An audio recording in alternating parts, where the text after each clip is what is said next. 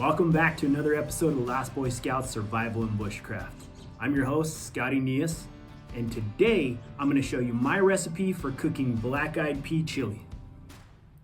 So stick around. You're going to learn something, and you're not going to want to miss this episode.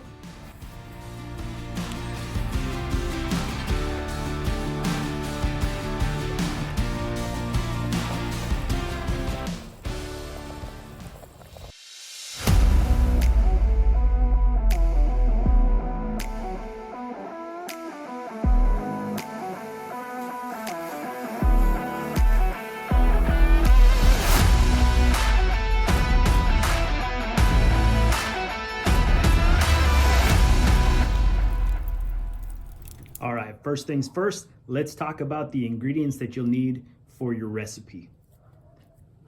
Number one, black-eyed peas. Now you can do the canned version with or without the bacon if you prefer. Without the bacon, you're not really making it. Or you can go dry, but just remember you're gonna need to soak your beans in advance in order for them to soften up.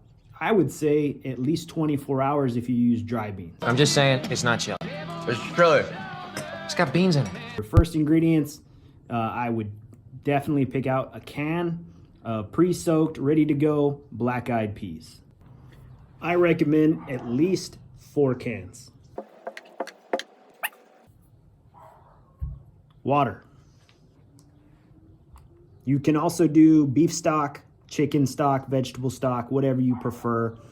For today's recipe, I'm gonna use chicken stock only because this is what I already had in my pantry and because I like the additional flavor profile of chicken for this particular chili.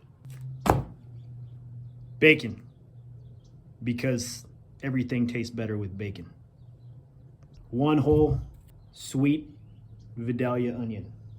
And we're gonna go with some Lowry's garlic salt. So that's a twofer right there, knocking out my garlic with the salt. I like to have a pre-mixed chili blend, and for today I'm going with the Kinder's wood-fired chili. This is an outstanding chili mix. I also like to go with Smoke Bros. They have a great chili mix, but instead of going with their chili mix today, I am going to incorporate some of their Cherry Blast within my seasoning flavor profile. Also black pepper.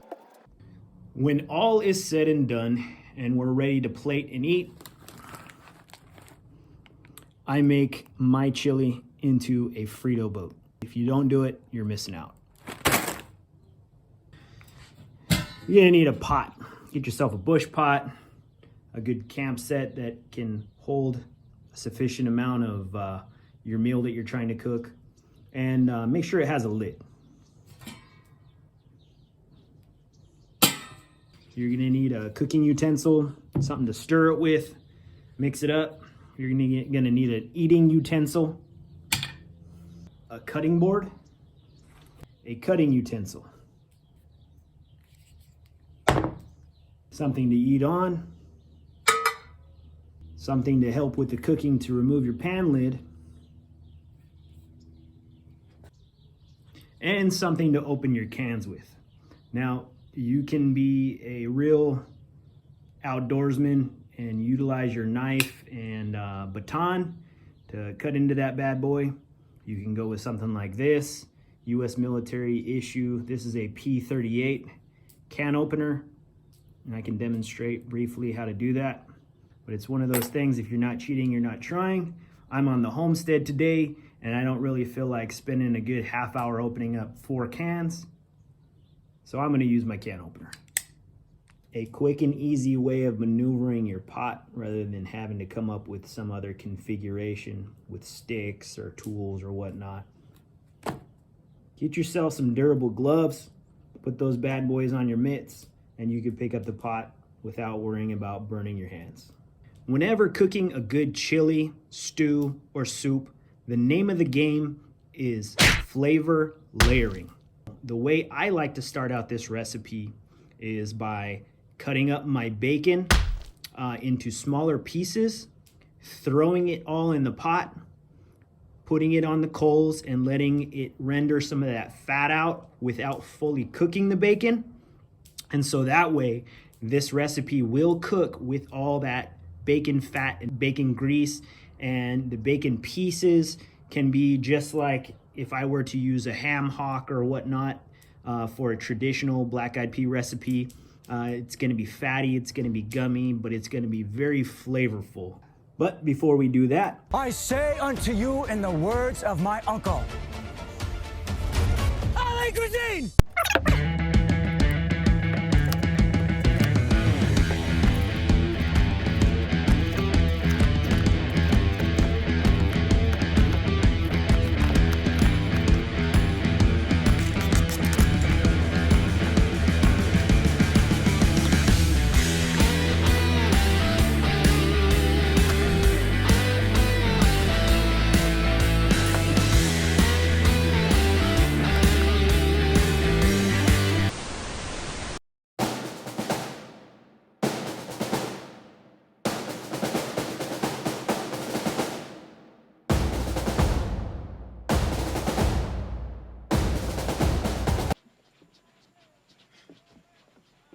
Dylan! You son of a bitch.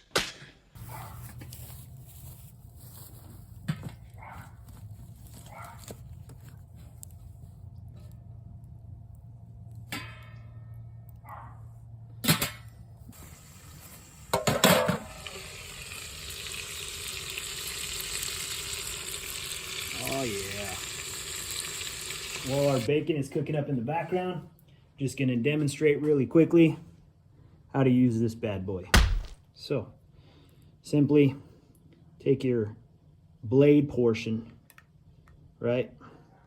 Put it at a 90-degree angle up and down, right? Then you're simply gonna twist the blade into the can. Like so. And if you do it correctly, the lid portion should end up in this little crease right here. And then you just twist it. And then rather than pulling on it to rip it open like that, you're just gonna move on to the next portion and essentially do the same thing. Combining the slits. And this is a very long portion unless you practice it and you're like a little speed demon at it. I do not prefer to do this unless I'm out camping and I have no other option, and I'm not gonna weigh down my pack carrying extra crap other than this if I do decide to take cans out, right? So we're just gonna use a can opener for the rest to get the other 4 open.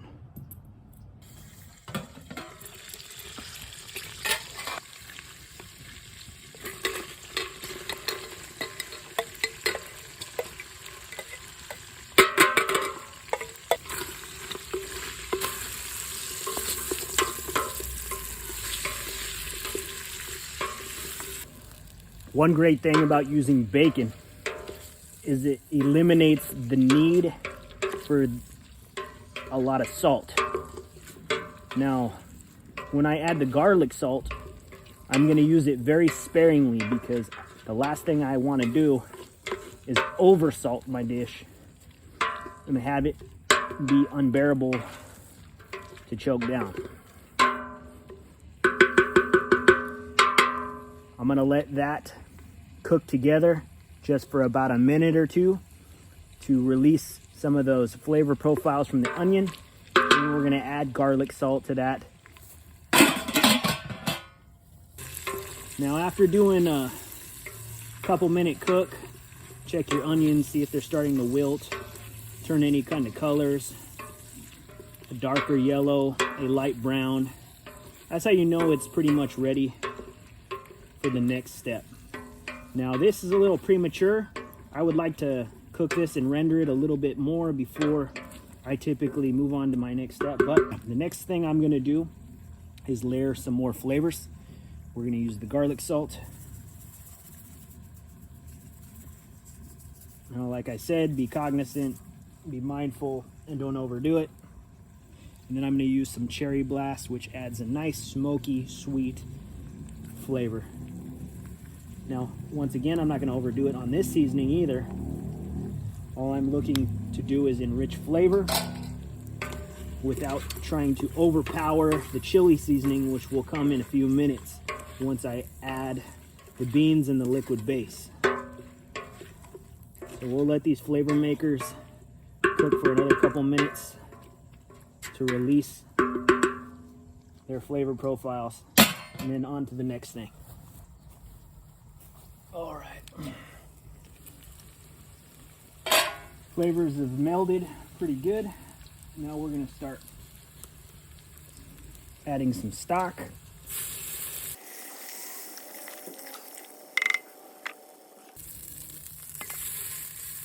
First couple cans of beans.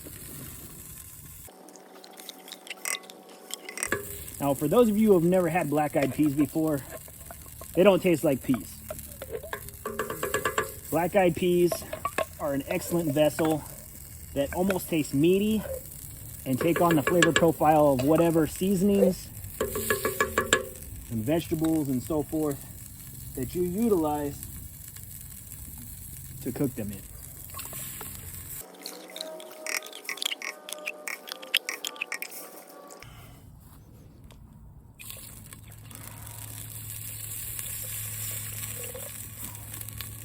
So I added a whole liter of water in addition to the stock and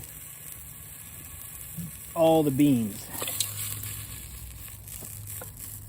For some of you who don't like their chili so soupy, you can obviously do with less water if you want. Go for it, by all means. This is my recipe. This is what I like. You are going to be in awe at how delicious and flavorful this liquid is going to be. And the best thing is having this day 2 after it's sat in the refrigerator and had the opportunity to just soak up all that flavor. Or if you're out in the woods heating it up for your second day, it's going to be twice as good as having it the first time.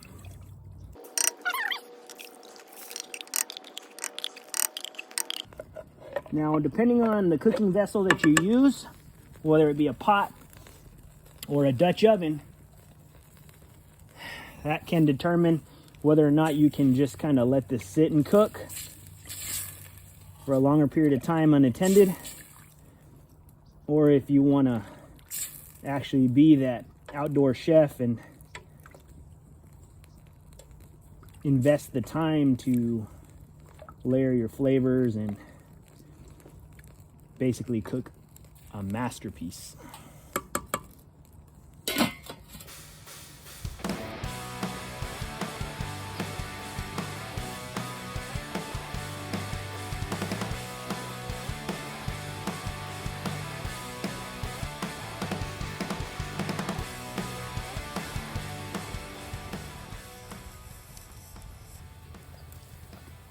Oh yeah.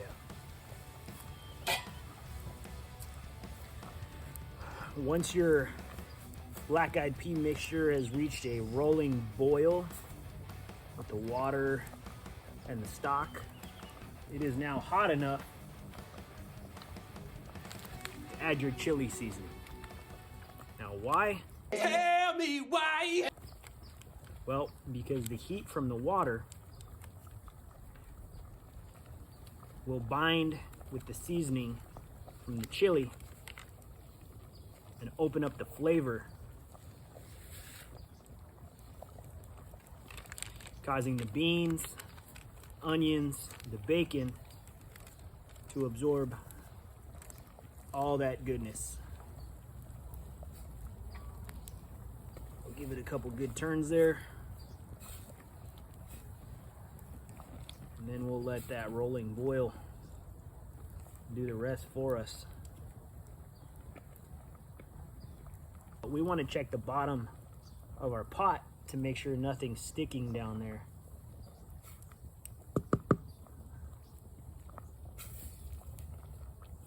Oh yeah. Just gonna add a little bit more of that smoked bros flavor profile. just gonna add a dash of that garlic salt. Now also typically for this size container, I'll probably use 2 of those chili packets. I only had 1 on hand because I used the other one for something else. But this will do.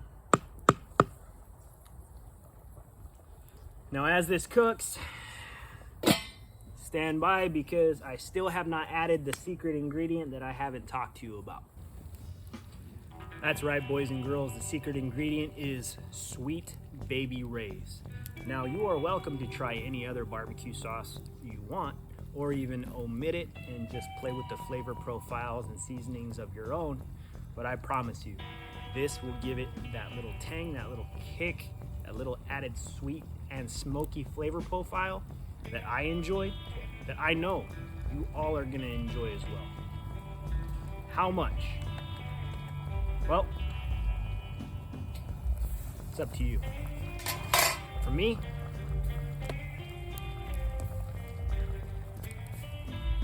a little dab will do it.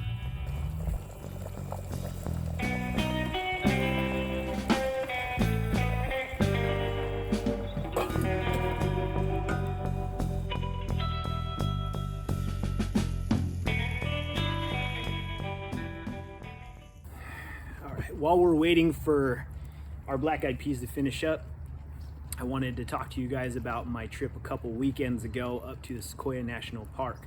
For those of you who follow our community posts or are members of the Last Boy Scouts Survival and Bushcraft Facebook group, you've probably already read about my trip up there and how when I'm up in the Sequoias or out venturing, no matter where I am or what I'm doing, I'm trying to practice my skills and refresh those things that I have knowledge about pertaining to nature. One of my favorite things to do out in nature is to identify plants and trees, practice my tracking skills. But one unique and cool thing that I discovered while following the Potwisha Trail along the middle fork of the Kauai River is the buckeye tree. Now, the very first thing that my son spotted was a buckeye tree right next to the trail and these chestnut looking fruits. Now, the reason why the tree is so called the buckeye is because of the chestnut like fruit. The Native Americans called this bad boy hetuk, which means buckeye, right? The California buckeye is the only buckeye native to California, and it was a staple source and resource for the Native Americans in this area. The yokuts, the tachi yokuts, different factions of the Mono, Paiute, Tule, Tulare, as well as the Miwoks.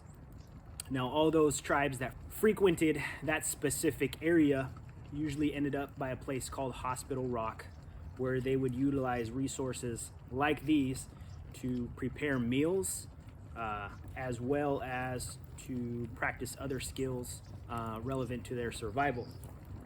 Like I said, this thing looks like a chestnut. It's also partially named for a chestnut. They called this bad boy the horse chestnut in addition to the buckeye, right? Now, its uses primarily for fishing. Now, you may think, what? Say, what? Right? Within this fruit, this nut, this meat, right, there is a toxic poison that basically does something to your red blood cells.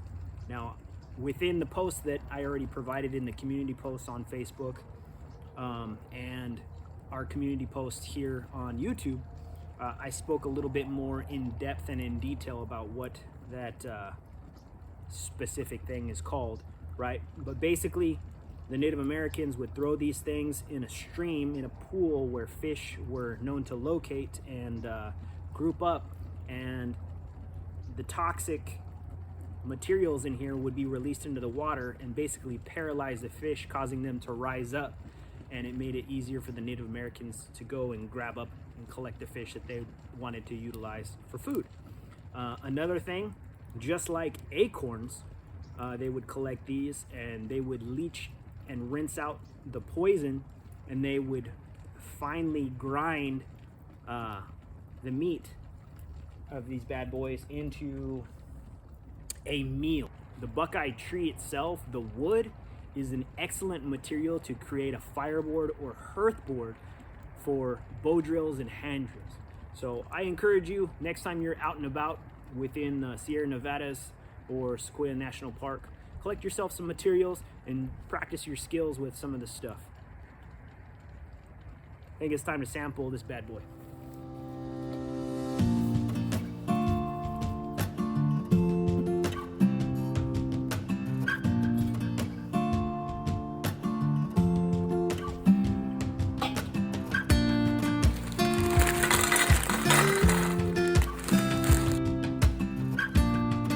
Yeah, that spoon wasn't working for me. So when in doubt, ladle it out.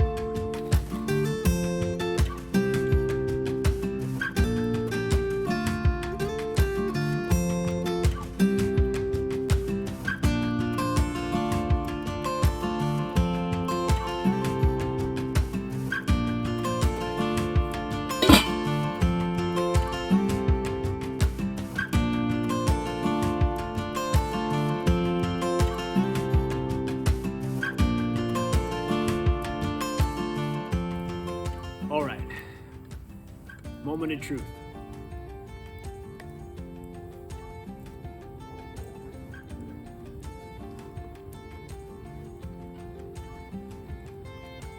That's right. Man, this has all the textures that you want, that you need. The corn chips provide a nice crunch. You have the nice, soft, savory texture of the beans, almost meaty, right? Then you have that almost kind of slimy fattiness of the bacon, as well as that onion. But each different portion, each texture, each layer, in addition to the cheese and the sour cream on top, add a different flavor profile that combined together makes something outstanding. Oh man, that's dang good.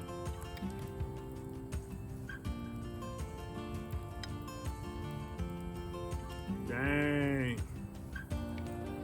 I'm gonna sit here, enjoy my fire, enjoy my meal. Until next time, stay safe, stay vigilant. Knowledge is your weapon. Be prepared. Oh,